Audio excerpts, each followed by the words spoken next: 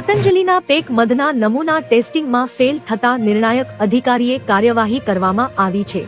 આ બાબતે મળતી માહિતી પ્રમાણે આશરે 4 વર્ષ પહેલા ઉત્તરાખંડના પિથોરાગઢ જિલ્લાના ડીડી હાટમાંથી લેવામાં આવેલા પતંજલિના પેક્ડ મધના નમૂનાનું પરીક્ષણ કરવા માટે લેવામાં આવ્યા હતા। પરીક્ષણમાં પેક્ડ મધના નમૂના ખાવાલાયક ન હતા, કારણ કે તેમાં સુક્રોઝનું પ્રમાણ ડબલ માત્રામાં હતું। આ મામલે નિર્ણાયક અધિકારીએ ડીડીહાટના વેપારી અને રામનગરના ડિસ્ટ્રીબ્યુટર કંપની પર 1 લાખ રૂપિયાનો દંડ ફટકાર્યો હતો।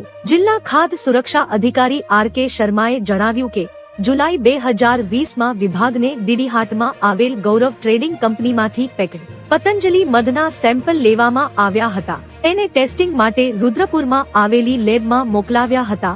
તપાસ દરમિયાન મધમાં સુક્રોઝનું પ્રમાણ ધોરણ 5% ને બદલે 11.1% હોવાનું જણાયું હતું। નવેમ્બર 2021માં વિભાગે સંબંધિત વિક્રેતા વિરુદ્ધ દાવો દાખલ કરવામાં આવ્યો હતો। શુક્રવારે નિર્ણાયક અધિકારી અને એડીએમ ડો એસ.કે. બર્નવાલે ચુકાદો સંભળાવ્યો હતો, જેમાં ગૌરવ ટ્રેડિંગ કંપની પર 40,000 રૂપિયા અને સુપર સ્ટોકિસ્ટ કાન્હાજી ડિસ્ટ્રીબ્યુટર રામનગરને 60,000 રૂપિયાનો દંડ ફટકાર્યો છે।